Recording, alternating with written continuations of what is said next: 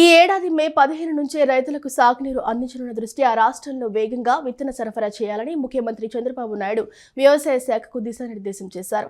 Market డిమాండ్కు అనుగుణంగా రైతులు పండించే పంటలకు ధరలు దక్కేలా చూడాలని సీఎం స్పష్టం చేశారు. మొక్కజొన్న సహా ఇతర పంటల ద్వారా ఇథనాల్ తయారీకి ఉన్న అవకాశాలను అధ్యయనం చేయాలని ముఖ్యమంత్రి సూచనలు చేశారు. ఈ ఏడాది మే 15 నుంచి రైతులకు సాగునీరు అందించనున్న దృష్ట్యా రాష్ట్రంలో వేగంగా విత్తన సరఫరా చేయాలని ముఖ్యమంత్రి చంద్రబాబు నాయుడు వ్యవసాయ శాఖకు దిశానిర్దేశం చేశారు. విత్తనాల సరఫరా కోసం 200 కోట్లు కేటాయించాలని ఆయన ఆదేశాలు జారీ చేశారు. సచివాలయంలో బుధవారం ఆయన రాష్ట్రంలో ధాన్యం, అరటి, పొగాకు, ఆయిల్ పామ్ తదితర పంటల కొనుగోలుపై సీఎం వ్యవసాయ, ఉద్యాన శాఖలతో సమీక్ష నిర్వహించారు. ఈ సమీక్షకు మంత్రి కె అచ్చెన్నాయుడు, వ్యవసాయ, ఉద్యాన శాఖ ఉన్నతాధికారులు హాజరయ్యారు. మార్కెట్ డిమాండ్కు అనుగుణంగా రైతులు పండించే పంటలకు ధరలు దక్కేలా చూడాలని సీఎం స్పష్టం చేశారు. ట్రేసబిలిటీ సర్టిఫికేషన్ ద్వారా పంటలకు మెరుగైన ధర లభించే అవకాశం ఉంటుందని ముఖ్యమంత్రి పేర్కొన్నారు. రైతులకు లాభసాటిగా ఉండేలా నాణ్యమైన పంట దిగుబడులు వచ్చేందుకు కృషి చేయాలని పేర్కొన్నారు. మరిన్ని పంటలను ప్రకృతి సేద్యం విధానంలో వివిధ పంటలను సాగు చేస్తే రైతులకు మరింత ప్రయోజనం కలుగుతుందన్నారు. సేంద్రియ సాగుకు కంపోస్ట్ ఎరువును సరఫరా చేసేలా చూడాలన్నారు. ఈ ఏడాది 42.06 లక్షల మెట్రిక్ టన్నుల మొక్కజొన్న పంట ఉత్పత్తి వస్తుందని అధికారులు వివరించారు. మొక్కజొన్న సహా ఇతర పంటల ద్వారా ఇథనాల్ తయారీకి ఉన్న అవకాశాలను అధ్యయనం చేయాలని ముఖ్యమంత్రి సూచనలు చేశారు. మామిడి ప్రాసెసింగ్ యూనిట్లు కొనుగోలు చేసేలా చూడాలని అన్నారు. అరటి, ఆయిల్ ఫామ్, మిర్చి, కోకో లాంటి పంటలకు సంబంధించి ధరల సమస్య లేదని, రైతులకు మంచి ధర లభిస్తోందని అధికారులు ముఖ్యమంత్రికి వివరించారు. సీజన్ కంటే ముందే రాష్ట్రంలోని నీటి వనరుల్లో ఫిష్ సీడ్ను సరఫరా చేయాలని సీఎం స్పష్టం చేశారు. వచ్చే పంట సీజన్కు 7.5 లక్షల మెట్రిక్ టన్నుల యూరియా అందుబాటులో ఉందని అధికారులు తెలిపారు.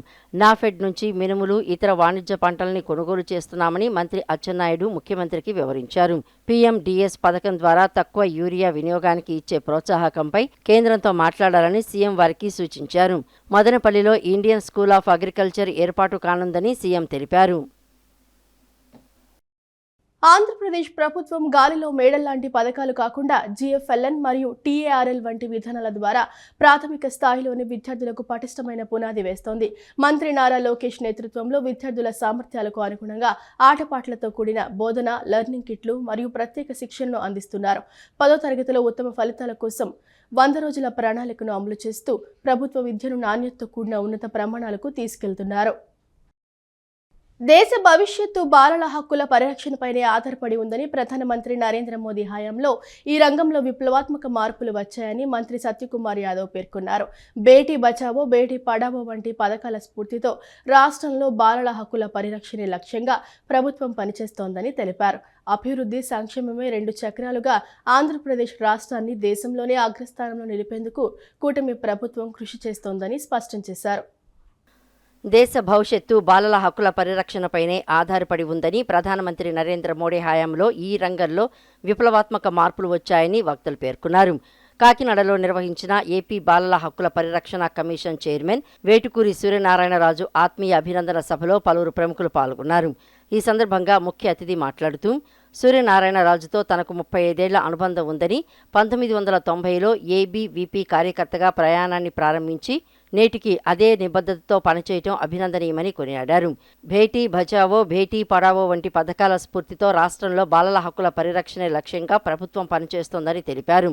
రాష్ట్రంలో సంతానోత్పత్తి రేటు 1.5% పడిపోవడంపై వారు ఆందోళన వ్యక్తం చేశారు. దీనిని 2.1% పెంచి డెమోగ్రాఫిక్ డివిడెండ్ను రాష్ట్ర ఆర్థిక వ్యవస్థకు బలంగా మార్చుకోవాల్సిన అవసరం ఉందన్నారు.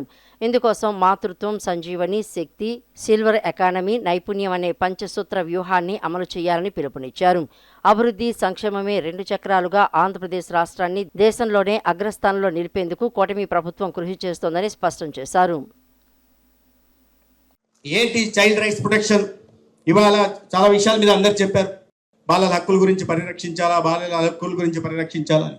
2011 సెన్సస్ ప్రకారం చూస్తే మన దేశంలో 14 సంవత్సరాల కన్నా తక్కువ వయసున్న వాళ్ళు, లేబర్గా పనిచేస్తున్న వాళ్ళు 10.1 మిలియన్, అంటే దాదాపు కోటి లక్ష మంది మన దేశంలో బాలికలు 14 సంవత్సరాల కన్నా తక్కువ వయసున్న వాళ్ళు ఇళ్లలో కానీ, లేదా రైతు కూలీలుగా కానీ, ఇతరత్ర పనులలో కానీ, అనేక పనులలో ఉన్నట్టు వాళ్ళ బాల్యం ఛిద్రం అవుతున్న నేపథ్యంలో వీటిని, బాలల హక్కుల్ని, బాలల జీవితాల్ని పరిరక్షించాలనే ఉద్దేశంతో వాళ్ళ ప్రభుత్వాలు అనేక రకాలైన కార్యక్రమాలు తీసుకురావడం జరిగింది. దాంట్లో భాగంగానే 2016లో చైల్డ్ లేబర్ యాక్ట్కి అమెండ్మెంట్ తీసుకొచ్చి గౌరవ ప్రధానమంత్రి గారు నరేంద్ర మోడీ గారు బాలల హక్కుల్ని రక్షించే ప్రయత్నం చేస్తున్నారు. బాలల హక్కులను రక్షించడం అంటే అది కేవలం హక్కులు రక్షించడం అంటే వాళ్ళు 14 సంవత్సరాల లోపల వయసులో ఉన్న వాళ్ళని బయటికి తీసుకొచ్చి పని చేయకుండా ఆపడం మాత్రమే కాదు, వారి భవిష్యత్తును నిర్మించడం అవుతుంది. ఒక బాలిక భవిష్యత్తును నిర్మించినట్లయితే ఒక కుటుంబాన్ని మనం నిలబెట్టినట్టు అవుతుంది. పవన్ కళ్యాణ్ చొరవతో అల్లూరి జిల్లా వర్తనపల్లి శివాలయ పునర్నిర్మాణానికి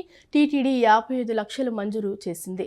పాడేరు పర్యటనలో ఆలయ దుస్థితిని గమనించిన ఆయన వెంటనే టీటీడీకి లేఖ రాసి నిధుల మంజూరుకు కృషి చేశారు. ఈ నిధులతో ప్రధాన ఆలయంతో పాటు ఉపాలయాల నిర్మాణం, భక్తులకు అవసరమైన మౌలిక సదుపాయాలను కల్పించనున్నారు. పవన్ కళ్యాణ్ చొరవతో అల్లూరు జిల్లా పాడేరు నియోజకవర్గంలోని వర్తెనపల్లి శివాలయం పునర్నిర్మాణానికి మోక్షం లభించింది. ఈ ఆలయ అభివృద్ధి కోసం తిరుమల తిరుపతి దేవస్థానం 55 లక్షల రూపాయల నిధులను మంజూరు చేసింది. గత మార్చిలో పాడేరు పర్యటనకు వెళ్లిన సమయంలో స్థానికుల కోరిక మేరకు పవన్ కళ్యాణ్ ఈ శిథిలావస్థకు చేరిన ఆలయాన్ని సందర్శించారు. 3 దశాబ్దాల క్రితం నిర్మించిన ఈ గుడి పరిస్థితిని గమనించి దాని పునరుద్ధరణకు హామీ ఇచ్చారు. పర్యటన ముగిసిన వెంటనే ఆయన టీటీడీకి లేఖ రాయగా పాలక మండలి సానుకూలంగా స్పందించింది. టీటీడీ సాంకేతిక బృందం క్షేత్రస్థాయిలో పరిశీలన జరిపి కేవలం శివాలయమే కాకుండా అమ్మవారు, గణపతి, సుబ్రహ్మణ్య స్వామి విగ్రహాల ప్రతిష్టాపనతో పాటు ధ్వజస్తంభం ఏర్పాటుకు అంచనాలు సిద్ధం చేసింది. వీటితో పాటు భక్తుల సౌకర్యార్థం తాగునీరు, బెంచీలు, మైక్ సిస్టమ్ వంటి వసతులను కూడా కల్పించనున్నారు. ఈ పనులకు సహకరించిన ముఖ్యమంత్రి Chandrababu Naidu, TTD chairman BR Naidu మరియు అధికారులకు పవన్ కళ్యాణ్ కృతజ్ఞతలు తెలిపారు. పుట్టపర్తిలో 1,00,000 కోట్ల పెట్టుబడితో ఏర్పాటు కానున్న యుద్ధ విమానాల తయారీ కేంద్రానికి ఈ నెల 15న రక్షణ శాఖ మంత్రి రాజ్నాథ్ సింగ్, సీఎం చంద్రబాబు భూమి పూజ చేయనున్నట్లు విష్ణువర్ధన్ రెడ్డి తెలిపారు. DRDO నేతృత్వంలో టాటా, L&T వంటి సంస్థల భాగస్వామ్యంతో నిర్మించే ఈ భారీ ప్రాజెక్టు ద్వారా రాయలసీమ పారిశ్రామికంగా అభివృద్ధి చెందుతుందని ఆయన ధీమా వ్యక్తం చేశారు. పుట్టపర్తిలో ఏర్పాటు కానున్న విమానాల తయారీ కేంద్రంపై బీజేపీ నేత విష్ణువర్ధన్ రెడ్డి హర్షం వ్యక్తం చేశారు. భగవాన్ శ్రీ సత్యసాయిబాబా దూరదృష్టితో నిర్మించిన పుట్టపర్తి విమానాశ్రయాన్ని వేదికగా చేసుకుని కేంద్ర రాష్ట్ర ప్రభుత్వాలు సంయుక్తంగా ఈ భారీ ప్రాజెక్టుకు శ్రీకారం చుట్టాయని ఆయన పేర్కొన్నారు. ఈ నెల 15వ తేదీన రక్షణ శాఖ మంత్రి రాజ్నాథ్ సింగ్, ముఖ్యమంత్రి చంద్రబాబు నాయుడు, మంత్రులు లోకేష్, సత్యకుమార్ కలిసి ఈ తయారీ కేంద్రానికి భూమి పూజ చేస్తారని తెలిపారు. 3 దశల్లో దాదాపు 1,00,000 కోట్ల రూపాయల పెట్టుబడితో నిర్మించే ఈ పరిశ్రమ ద్వారా వెనుకబడిన రాయలసీమ ప్రాంత తలరాత మారుతుందని ఆశాభావం వ్యక్తం చేశారు. తొలి దశలో 15,803 కోట్ల రూపాయలతో 7 అంతర్జాతీయ సంస్థలు, టాటా, L&T వంటి ప్రముఖ కంపెనీలు DRDOతో కలిసి జాయింట్ వెంచర్గా ఈ కేంద్రాన్ని ప్రారంభిస్తున్నాయని విష్ణువర్ధన్ రెడ్డి వివరించారు. ఇక్కడ 140 యుద్ధ విమానాల తయారీ జరుగుతుందని, 2027 సెప్టెంబర్ నాటికి తొలి విమానాల టెస్టింగ్ ప్రారంభమవుతుందని చెప్పారు. ఇందుకోసం భూములిచ్చిన రైతులకు ప్రభుత్వం ఉదారంగా పరిహారం అందిస్తుందని, డబుల్ ఇంజిన్ సర్కారు వల్లే ఇటువంటి అభివృద్ధి సాధ్యమవుతోందని అన్నారు. రాష్ట్రంలోని 3 ప్రాంతాలను కూటమి ప్రభుత్వం సమానంగా అభివృద్ధి చేస్తోంది అనడానికి ఇదే నిదర్శనమని ఆయన కొనియాడారు. ఎన్నికల ఫలితాల తర్వాత కాంగ్రెస్, కమ్యూనిస్టు పార్టీల ప్రభావం తగ్గిపోయిందని విమర్శించారు. దేశంలో ఒక్క రాష్ట్రంలో కూడా కమ్యూనిస్టు ముఖ్యమంత్రి లేని పరిస్థితి వచ్చిందని, ప్రజలు కమ్యూనిస్టు ముక్త భారత్ను కోరుకుంటున్నారని ఎద్దేవా చేశారు. పశ్చిమ బెంగాల్లో భారతీయ జనతా పార్టీ సాధించిన విజయం చారిత్రాత్మకమని, మమతా బెనర్జీ రాజీనామా చేయకపోవడాన్ని కాంగ్రెస్ సమర్థించడం రాజకీయ దివాలా కోరుతనమేనని మండిపడ్డారు. ఇప్పటికైనా ప్రతిపక్షాలు బాధ్యతాయుతంగా వ్యవహరించాలని ఆయన సూచించారు. 140 యుద్ధ విమానాలు ఇక్కడ వివిధ రకాలైనటువంటివి తయారవుతాయి. DRDO సంయుక్తంగా ఈ యొక్క రీసెర్చ్ కేంద్రం ఇక్కడ టెస్టింగ్ నియంత్రణను బెంగళూరుతో అనుసంధానం చేసుకొని ఈ యొక్క తయారీ కేంద్రంలో ప్రారంభమవుతాయి. 3 దశల్లో ఈ యొక్క తయారీ కేంద్రం యొక్క పనులు ప్రారంభమవుతాయి. మొదటి దశలో 15,000 కోట్ల రూపాయలతో, ఎగ్జాక్ట్గా 15,803 కోట్ల రూపాయలతోటి 7 కంపెనీలతో సంయుక్తంగా జాయింట్ వెంచర్గా DRDO నేతృత్వంలో ఈ యొక్క సంస్థ ప్రారంభమవుతుంది. ప్రధానమైనటువంటి కంపెనీలు Tata, L&T, Bharat Forge, aeronautical development agency. ఈ కంపెనీలన్నీ కూడా ఇప్పటిదాకా దేశంలో ఎక్కడ కూడా 7 ప్రతిష్టాత్మకమైన అంతర్జాతీయ కంపెనీలు కలిసి DRDOతో సంయుక్తంగా ఏర్పాటు చేస్తున్నటువంటి మొట్టమొదటి సంస్థ ఈరోజు ఈ సంస్థగా మనకు నిలబడిపోతుంది. బందరు చరిత్ర తిరగరాసేలా అభివృద్ధి చేసి చూపిస్తామని మంత్రి కొల్లు రవీంద్ర స్పష్టం చేశారు. ఆరోపణలు, విమర్శలు తప్ప మాజీ మంత్రి పేర్ని నానికి బందరు అభివృద్ధి పట్టదని విమర్శించారు. అభివృద్ధి పనులను అడ్డుకుంటే తొక్కిపడేస్తామని కొల్లు రవీంద్ర హెచ్చరించారు. గతంలో రోడ్లను కూడా పట్టించుకోలేదని వైసీపీపై మంత్రి విరుచుకుపడ్డారు. కూటమి ప్రభుత్వం అధికారంలోకి వచ్చాక గుంతలు లేని మచిలీపట్నాన్ని సాకారం చేశామన్నారు. తాగునీటి సమస్యల పరిష్కారానికి 28 లక్షల వ్యయంతో పనులు ప్రారంభించామని తెలిపారు. మచిలీపట్నంలోని అన్ని ప్రాంతాల్లో తాగునీటి సమస్యల పరిష్కారానికి చర్యలు తీసుకుంటామన్నారు. గత 5 ఏళ్లు మున్సిపాలిటీ అభివృద్ధిని పూర్తిగా నిర్లక్ష్యం చేశారని ఆరోపించారు. ఇవాళ స్టీల్ గురించి అధికారులు బెదిరిస్తా ఉన్నాడు. నేను కంప్లైంట్ చేస్తా, అది చేస్తా, ఇది చేస్తా. మీరు ప్రూఫ్స్ తీసుకురండి. నిన్న వాళ్ళు హౌసింగ్కి సంబంధించి మార్కెట్ యార్డ్లో పెట్టినటువంటి ఐరన్ పాడైపోతూ ఉంటే దాన్ని వాళ్ళకి ఇచ్చినటువంటి ఇన్స్ట్రక్షన్స్ ప్రకారం యాజ్ పర్ రూల్ వాళ్ళు ఇక్కడి నుంచి వేరే ప్రాంతంలో జరుగుతున్న హౌసింగ్ దగ్గరికి తీసుకెళ్ళడం తప్ప. ఇది ప్రభుత్వ ఆర్డర్స్తోనే నడుస్తున్నాయి. ఎందుకు వాళ్ళని బెదిరిస్తారు? మీరు మీ సంగతి చూస్తారు. పర్సనల్గా మాట్లాడుతూ నేను ఎప్పుడు చూడలే. నిజంగా అవకతవకలు ఉంటే డెఫినెట్గా ఎంక్వైరీ చేయండి, దాని మీద చర్యలు తీసుకోండి అని చెప్తాం ఉంటుంది. కానీ ఇక్కడ ఏమీ లేకుండానే అంటే ఒక బ్లాక్మెయిలింగ్, బెదిరింపులు ఏంటి ఆలోచన? ఇవాళ మీరు చేసిన తప్పుల వల్లే కదా పేదలకి G+3 ఇళ్ళు ఇస్తే 5 ఏళ్ళు మీరు ఇవ్వకుండా వాళ్ళని నడి రోడ్డు మీద నుంచో పెట్టిన పరిస్థితి ఉంది కదా.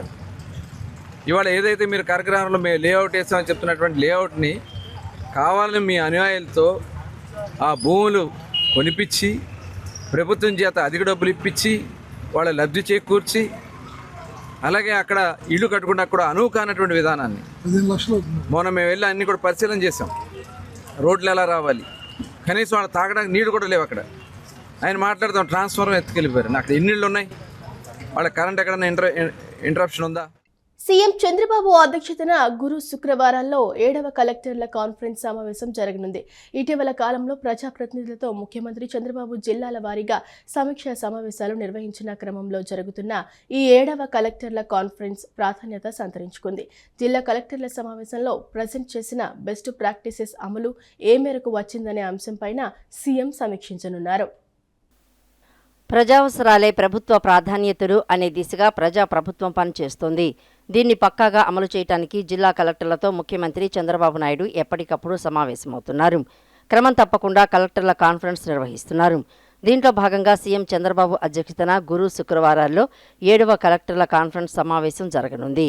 2 రోజుల పాటు జరగనున్న ఈ సమావేశాల్లో జిల్లా కలెక్టర్లతో పాటు వివిధ శాఖల ఉన్నతాధికారులు హాజరు కానున్నారు.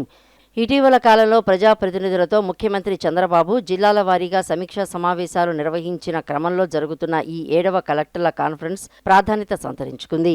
పరిపాలనలో ప్రభుత్వ సమర్థతను మరింత మెరుగుపరిచేలా దిశానిర్దేశం చేయటం, అభివృద్ధి సంక్షేమ కార్యక్రమాల అమలు పురోగతిని సమీక్షించడమే లక్ష్యంగా 2 రోజుల కలెక్టర్ల కాన్ఫరెన్స్ను సీఎం చంద్రబాబు నిర్వహించనున్నారు. ఈ 2 రోజుల సమావేశాల్లో భాగంగా తొలి రోజున స్వర్ణాంధ్ర 10 సూత్రాలు, జిల్లాల వారీగా GSGP గ్రోత్, కేంద్ర ప్రాయోజిత పథకాలు, ఫిర్యాదుల పరిష్కారం, పెట్టుబడులు పెట్టిన కంపెనీల గ్రౌడింగ్, ఫైళ్ల క్లియరెన్స్, RTGS వంటి అంశాలపై సమీక్షించనున్నారు. పలువురు కలెక్టర్లు తమ జిల్లాల్లో వివిధ అంశాల్లో అవలంబిస్తున్న బెస్ట్ ప్రాక్టీసెస్ను కలెక్టర్ల సదస్సులో ప్రజెంట్ చేస్తున్నారు. ఇలా ప్రజెంట్ చేసిన వాటిల్లో బాగున్నవి రాష్ట్ర వ్యాప్తంగా అమలు చేయాలని సీఎం ఆదేశిస్తున్నారు. ఈ క్రమంలో 7వ కలెక్టర్ల కాన్ఫరెన్స్ సమావేశంలో 4 జిల్లాలకు చెందిన కలెక్టర్లు తాము ఆచరించిన బెస్ట్ ప్రాక్టీసెస్ను తొలి రోజు ప్రజెంట్ చేయనున్నారు. అలాగే 5-6 జిల్లాల కలెక్టర్ల సమావేశంలో ప్రజెంట్ చేసిన బెస్ట్ ప్రాక్టీసెస్ అమలు ఏ మేరకు వచ్చిందనే అంశంపైన సీఎం సమీక్షించనున్నారు. ఇక 2వ రోజు సమీక్షా సమావేశంలో Sanjeevini summer action plan, super 6, సంక్షేమం, రెవెన్యూ, ఆదాయార్జన శాఖలు, విద్య, నైపుణ్యాభివృద్ధి, శాంతి భద్రతలపై ముఖ్యమంత్రి సమీక్ష చేస్తారు. 2వ రోజు భోజన విరామం అనంతరం జిల్లా ఎస్పీలు సమావేశంలో పాల్గొంటారు. ఉదయం 10 గంటల నుంచి సాయంత్రం 6:30 వరకు 2 రోజుల పాటు కలెక్టర్ల సమావేశం జరగనుంది. గొడ్డలి పార్టీ నేరాలు ప్రపంచ స్థాయికి ఎక్కాయని టీడీపీ ఎమ్మెల్సీ పంచమర్తి అనురాధ మండిపడ్డారు. ప్రపంచ స్థాయి ఇన్వెస్టిగేటివ్ ఛానల్ జావా డిస్కవర్ విడుదల చేసిన ప్లానెట్ కిల్లర్స్ ఫారెస్ట్ డిస్ట్రాయర్ డాక్యుమెంటరీలో వైసీపీ నేర చరిత్ర అంతా బయటపడిందని విమర్శించారు. వైఎస్ జగన్ అనుచరుడు ఎర్రచందనం స్మగ్లర్ కొల్లం గంగిరెడ్డి అరాచకాలు అన్నీ వెలుగులోకి వచ్చాయని పేర్కొన్నారు. ప్రపంచ స్థాయి ఇన్వెస్టిగేటివ్ ఛానల్ జావా డిస్కవర్ విడుదల చేసిన డాక్యుమెంటరీ వైసీపీ నాయకుల నేర చరిత్రను బయటపెట్టిందని Jagan Reddy killer party, criminal party, గొడ్డలి పార్టీ, మాఫియా పార్టీకి అధ్యక్షుడని ప్రభుత్వ chief whip MLC Panchumarthi Anuradha ఆగ్రహం వ్యక్తం చేశారు. బుధవారం టీడీపీ కేంద్ర కార్యాలయంలో ఏర్పాటు చేసిన మీడియా సమావేశంలో ఆమె మాట్లాడుతూ నేర చరిత్ర ఉన్న పొలిటీషియన్ జగన్ రెడ్డి గురించి ప్రపంచవ్యాప్తంగా కొన్ని యూనివర్సిటీల్లో రీసెర్చ్ కేస్ స్టడీగా ఉందని అన్నారు.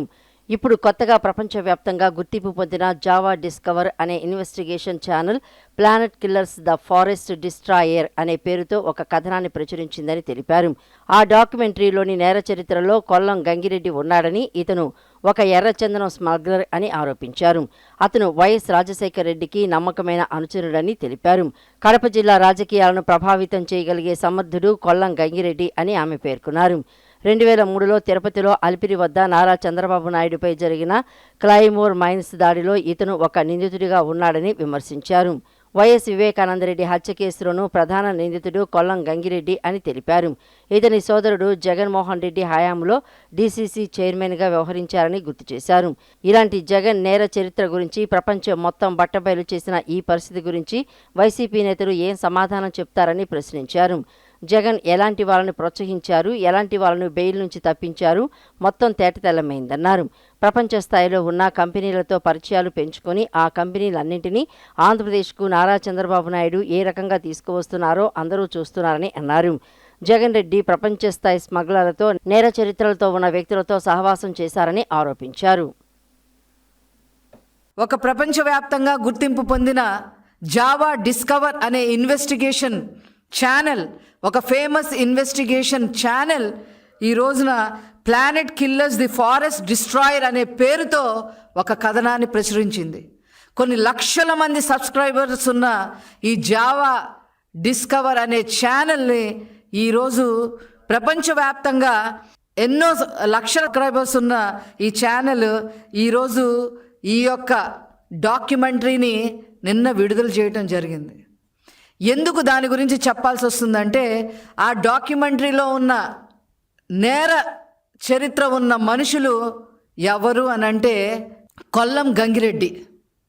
ఈ కొల్లం గంగిరెడ్డి ఎవరు అని చెప్పి మనం ఆలోచిస్తే రాష్ట్రంలో ప్రతి ఒక్కరికి తెలుసు. ఒక స్మగ్లర్, ఒక ఎర్రచందన స్మగ్లింగ్లో సిద్ధహస్తుడు, ఒక వైఎస్ రాజశేఖర్ రెడ్డికి నమ్మకమైన అనుచరుడు. ఇతను కూడా ఒక నిందితుడిగా ఉన్నాడు. అంతేకాకుండా ఇతని సోదరుడు జగన్మోహన్ రెడ్డి హయాంలో డీసీసీ చైర్మన్గా వెలగబెట్టిన పరిస్థితి. బ్రహ్మానందరెడ్డి అనే ఇతని సోదరుడు డీసీసీ చైర్మన్గా మరి జగన్మోహన్ రెడ్డి ఆశీర్వాదాలతో చైర్మన్గా వ్యవహరించిన వ్యక్తి. ఇలాంటి అతను ఈరోజు ప్రపంచ స్థాయిలో ఇతని నేర చరిత్ర మూలాలు, రాజకీయ మూలాలు మొత్తం బట్ట బయలు చేసిన పరిస్థితి నిన్న. దీని గురించి వైసీపీ ఏం సమాధానం చెప్తుంది అని చెప్పి ఈ సందర్భంగా నేను అడగదలుచుకున్నా. మీరు ఎలాంటి వాళ్ళని ఎంకరేజ్ చేశారు, ఎలాంటి వాళ్ళని జైలు నుంచి తప్పించారు, ఎలాంటి వాళ్ళతో మీరు సత్సంబంధాలు పెట్టుకొని మరి ఆ కుటుంబానికి రాజకీయ పదవులు కట్టబెట్టారో మొత్తం తేట తెల్లమయ్యింది. విజయవాడ సెంట్రల్ నియోజకవర్గ ప్రజలు స్వచ్ఛ సర్వేక్షణ కార్యక్రమంలో భాగంగా ప్రభుత్వం నిర్వహించే సిటిజన్ ఫీడ్బ్యాక్ సర్వేలో పాల్గొని సానుకూల స్పందన తెలియజేయాలని ఎమ్మెల్యే బోండా ఉమామహేశ్వరరావు విజ్ఞప్తి చేశారు. తడి, పొడి చెత్త సేకరణకు ప్రభుత్వం ఏర్పాటు చేసిన వాహనాలకు ప్రజలు సహకరించాలని, పరిసరాలను శుభ్రంగా ఉంచుకోవటం అందరి బాధ్యత అని ఆయన పేర్కొన్నారు. స్వచ్ఛాంధ్ర, స్వచ్ఛ భారత్ లక్ష్యాలను సాధించి ఆరోగ్యకరమైన సమాజాన్ని నిర్మించడంలో ప్రతి ఒక్కరూ భాగస్వాములు కావాలని పిలుపునిచ్చారు. విజయవాడ సెంట్రల్ నియోజకవర్గ ప్రజలు స్వచ్ఛ సర్వేక్షణ కార్యక్రమంలో భాగస్వాములు కావాలని ప్రభుత్వ విప్ ఎమ్మెల్యే బోండా ఉమామహేశ్వరరావు విజ్ఞప్తి చేశారు. స్వచ్ఛ సర్వేక్షణ దేశవ్యాప్తంగా ప్రాధాన్యత కలిగిన కార్యక్రమమని, వీధులు, కాలనీలు శుభ్రంగా ఉంచుకోవడం ప్రతి పౌరుడి బాధ్యత అని పేర్కొన్నారు. పరిశుభ్రమైన వాతావరణం వల్ల అనారోగ్యాలు దూరమై ఆరోగ్యకరమైన సమాజం ఏర్పడుతుందని తెలిపారు.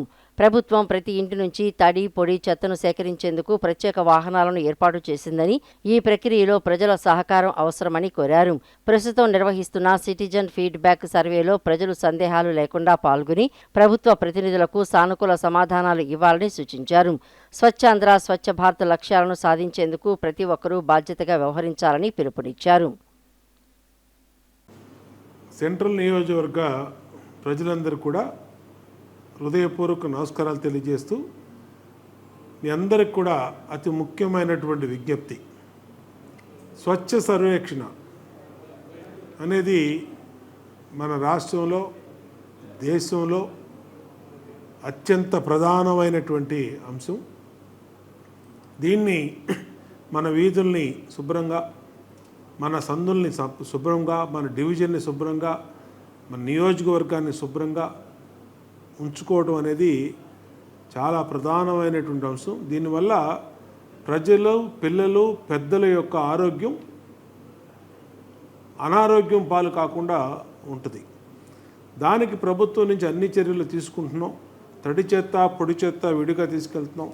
ఎక్కడెక్కడ వెహికల్స్ పెట్టాం. ఆ వెహికల్స్ ద్వారా మీ ఇంటి దగ్గర ఉండే చెత్త అంతా కలెక్ట్ చేస్తూ ఉన్నాం. వీటిలన్నిటి మీద సిటిజన్ ఫీడ్బ్యాక్ అని ఒక సర్వేను కూడా కండక్ట్ చేస్తూ ఉన్నాం. దానికి వస్తున్నటువంటి ప్రతినిధులకి మీరు సహకరించండి. వీళ్ళు ప్రభుత్వం పంపిస్తున్నటువంటి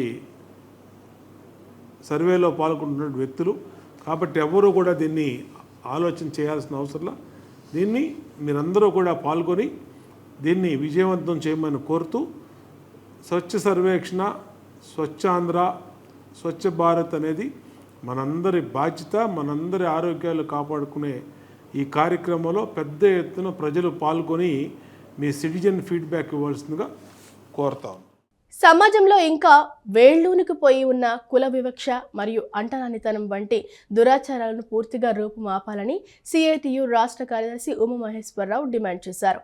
ఆధునిక సమాజంలో కూడా కులం పేరుతో మనుషుల్ని వేరుగా చూడటం అత్యంత విచారకరమని ఆవేదన వ్యక్తం చేశారు. బాబాసాహెబ్ అంబేద్కర్ అందించిన రాజ్యాంగం అందరికీ సమాన హక్కులను కల్పించిందని, అయితే క్షేత్రస్థాయిలో అణగారిన వర్గాలకు ఇంకా పూర్తి స్థాయిలో న్యాయం జరగటం లేదని ఆయన పేర్కొన్నారు. అంటరానితనం అనేది సమాజానికి పట్టిన చీడ పురుగు అని, దీనిని నిర్మూలించడానికి ప్రతి ఒక్కరూ నడుం బిగించాలని కోరారు. గత 17 రోజుల సమ్మెకాల ఒప్పందాలు, రిటైర్మెంట్ బెనిఫిట్స్ కానీ, పిల్లలకు ఉద్యోగాలు, రిటైర్మెంట్ బెనిఫిట్స్, గ్రాట్యుటీ, వీటన్నిటికి సంబంధించినటువంటి రిప్రజెంటేషన్లు ఇచ్చినప్పుడు మంత్రుల ఉపసంఘంలో లేనటువంటి ఏవైతే అంశాలు ఉన్నాయో మున్సిపల్ డిపార్ట్మెంట్ పరిధిలోకి వచ్చేటువంటి అంశాల వరకు జీవోలు ఇస్తాం, వాటిని సమస్యలు త్వరగా పరిష్కరిస్తామని చెప్పారు. అవన్నీ త్వరగా పరిష్కరించాలని మన సంఘం కోరింది. కాబట్టి డ్రైవర్లు, క్లీనర్లు, మెకానికులకి భవిష్యత్తులో రాబోతున్న ప్రమాదం, వర్క్ అవుట్ సోర్సింగ్ మన యూనియన్ మొదటి నుంచి చెబుతుంది. నెల్లూరులో ప్రారంభించినప్పుడు చెప్పాం, ఇప్పుడు మరలా ఇదే ప్రమాదం రాబోతుంది. భవిష్యత్తులో స్ట్రీట్ లైటింగ్ వాళ్ళకి కూడా ఈ ప్రమాదం రాబోతుంది. కాబట్టి కార్మికులందరూ సంసిద్ధంగా ఉండాలి. వర్క్ అవుట్ సోర్సింగ్ విధానాన్ని వెనకగొట్టాలి. కేంద్రంలోని మోడీ ప్రభుత్వం మన మున్సిపాలిటీలకు కూడా ఎసరు పెడుతుంది, మన ఉద్యోగాలకు ఎసరు పెడుతుంది. ఆల్రెడీ ఇప్పటికే లేబర్ కోడ్స్ తెచ్చింది. ఉద్యోగులు, కార్మికుల మెడ మీద కత్తి వేలాడుతూ ఉంది. ఇటువంటి ప్రమాదకరమైన పోకలను ఎదుర్కోవడానికి మున్సిపల్ కార్మికులందరూ ఐక్యం కావాలని AP municipal workers and employees federation CIT అనుబంధ సంఘం తరఫున విజ్ఞప్తి చేస్తుంది.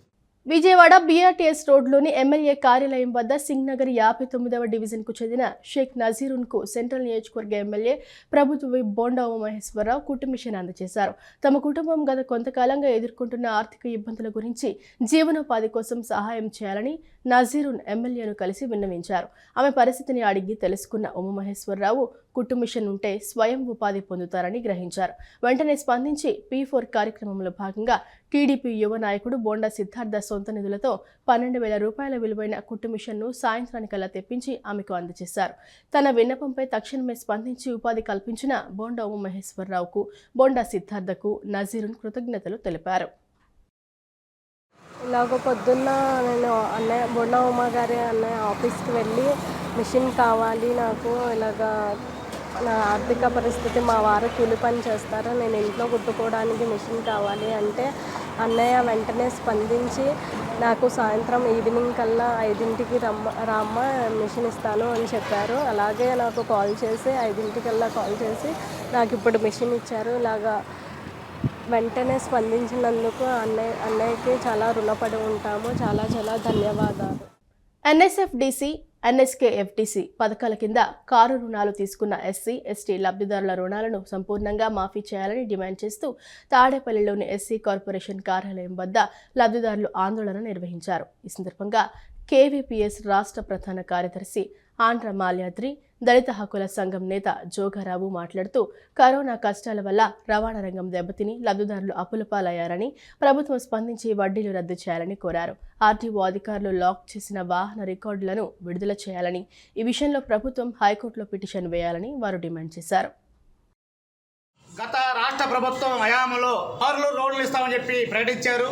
అనేక మందికి కార్లు లోన్లు ఇచ్చారు. తర్వాత కార్లు తమ యొక్క శక్తి మేర తిప్పుకుంటా ఉన్నారు. ఇలాంటి పరిస్థితుల్లో ప్రపంచవ్యాప్తంగా కరోనా మహమ్మారి వచ్చింది. ఆ సమయంలో అందరి యొక్క లబ్ధిదారుల యొక్క కార్లు అయిపోయినాయి. అప్పటి నుంచి అనేక కష్టాలు పడి జీవనం సాగిస్తూ ఉన్నారు. ఈరోజు ఎస్సీ ఎస్టీ కార్పొరేషన్లో ఎవరైతే లబ్ధిదారులుగా ఉన్నటువంటి వాళ్ళు వాళ్ళ యొక్క వ్యాపార ధరల కారణంగా గౌరవ రాష్ట్ర ప్రభుత్వాన్ని డిమాండ్ చేస్తూ ఉన్నారు, అడుగుతూ ఉన్నారు. ఏదైతే ఎస్సీ ఎస్టీ కార్పొరేషన్ ద్వారా కారు రుణాలు ఇచ్చినటువంటి క్రమంలో ఆ రుణాలు మాఫీ చేయమని చెప్పి అడుగుతున్నారు. వాళ్ళు న్యాయమైన కోరికగా మేము కేవీపీఎస్ కుల వ్యవస్థ సంఘం వాళ్ళ యొక్క డిమాండ్ మేము అంగీకరిస్తూ ఉన్నాం. ఎందుకంటే ఈరోజు ప్రభుత్వాలు అనేక ప్రభుత్వాలు రైతులకు రుణమాఫీ చేస్తూ ఉన్నాయి, వ్యాపారస్తులకు రుణమాఫీ చేస్తూ ఉన్నాయి. కేంద్ర ప్రభుత్వం అయితే కార్పొరేట్లకే రుణమాఫీ చేస్తూ ఉన్నాయని పరిస్థితి. కాబట్టి కార్పొరేట్లకి రైతులకి రుణమాఫీ చేసే క్రమంలో దళిత గిరిజనులకు ఉన్నటువంటి ఎలాంటి అవకాశం లేకుండా నిరుద్యోగులకి ఇచ్చిన కారుల యొక్క రుణాలు మాఫీ చేయమని చెప్పి మేము డిమాండ్ చేస్తా ఉన్నాం. కర్ణాటక నుండి రాయలసీమ, తమిళనాడు మీదుగా మన్నార్ గల్ఫ్ వరకు ద్రోణి విస్తరించి ఉందని రాష్ట్ర విపత్తుల నిర్వహణ సంస్థ ఎండీ ప్రకాష్ జైన్ తెలిపారు. ఉరుములతో కూడిన వర్షం పడేటప్పుడు పొలాల్లో పనిచేసే రైతులు, కూలీలు, పశుకారులు చెట్ల కింద నిలబడరాదని హెచ్చరించారు. కర్ణాటక నుండి రాయలసీమ, తమిళనాడు మీదుగా మన్నార్ గల్ఫ్ వరకు ద్రోణి విస్తరించి ఉందని రాష్ట్ర విపత్తుల నిర్వహణ సంస్థ ఎండీ ప్రకాష్ జైన్ తెలిపారు. దీని ప్రభావంతో గురువారం శ్రీకాకుళం, విజయనగరం, మన్యం, అల్లూరి, పోలవరం, విశాఖ, అనకాపల్లి, కాకినాడ, కోనసీమ, తూర్పుగోదావరి, పశ్చిమ గోదావరి, ఏలూరు, కృష్ణా, ఎన్టీఆర్, శ్రీ సత్యసాయి, వైఎస్ఆర్ కడప, చిత్తూరు, తిరుపతి జిల్లాల్లో అక్కడక్కడ పిడుగులతో కూడిన తేలికపాటి వర్షాలు కురిసే అవకాశం ఉందన్నారు. రైతులు వ్యవసాయ పనుల్లో తగిన జాగ్రత్తలు తీసుకోవాలని సూచించారు. ఉరుములతో కూడిన వర్షం పడేటప్పుడు పొలాల్లో పనిచేసే రైతులు, కూలీలు, పశు కాపరులు చెట్ల కింద నిలబడరాదని హెచ్చరించారు. మరోవైపు అల్లూరి జిల్లా జీకే వీధి మండలం, పోలవరం జిల్లా చిత్తూరు, గుత్తేడు మండలాల్లో తీవ్ర వడగాల్పులు, అల్లూరు జిల్లా ముంచింగిపుట్టు, ఏలూరు జిల్లా వేలేరుపాడు, పోలవరం జిల్లా కూనవరం, వరరామచంద్రాపురం మండలాల్లో వడగాల్పులు వీచే అవకాశం ఉందన్నారు. కొన్ని జిల్లాల్లో అక్కడక్కడ ఎండ ప్రభావం చూపే అవకాశం ఉందని తెలిపారు. ఎండ తీవ్రత, ఉక్కపోత పట్ల ప్రజలు తగిన జాగ్రత్తలు తీసుకోవాలని సూచించారు.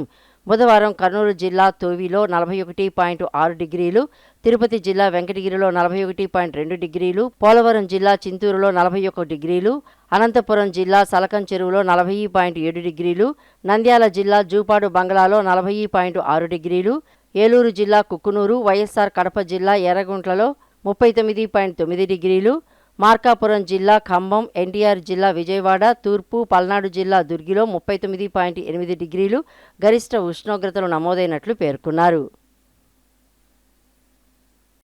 ఈ వార్త ఇంతటితో సమాప్తం. మరో బులెటిన్తో మళ్ళీ కలుద్దాం. అంతవరకు సెలవు. నమస్కారం.